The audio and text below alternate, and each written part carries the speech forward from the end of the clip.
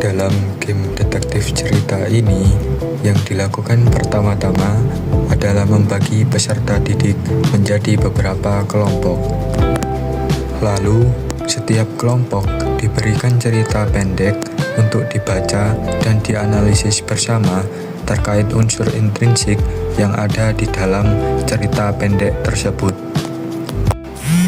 Setelahnya, hasil diskusi akan dipresentasikan di depan kelas.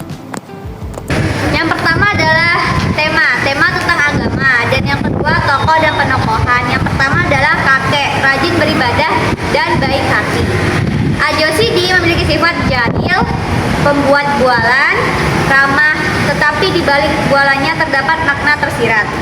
Dan yang ketiga, aku memiliki sifat baik, dermawan, dan perhatian. Dan yang keempat, Haji Saleh memiliki sifat rajin beribadah, mengabdikan diri hanya untuk Tuhan, tetapi terlalu membanggakan tindakannya sampai gelap mata pada lainnya dan berani menentang. Dan yang kelima adalah istri aku, baik. Dan yang keenam, istri Ajo Siti memiliki sifat patuh kepada suami, dapat dipercaya, menyampaikan amanat, dan baik. Yang ketiga adalah alur yang digunakan dalam cerpen robohnya surau kami, yaitu alur maju dan mundur.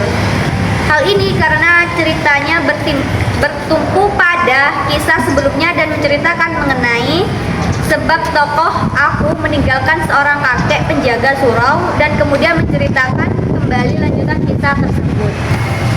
Yang keempat, latar atau tempat. Latar tempat pada cerpen robohnya surau kami yaitu kota, dekat pasar, dan sebuah desa kecil yang mempunyai surau. Latar waktu yang digunakan dalam cerpen robohnya surau kami yaitu beberapa tahun yang lalu, di malam hari, pagi hari, dan subuh.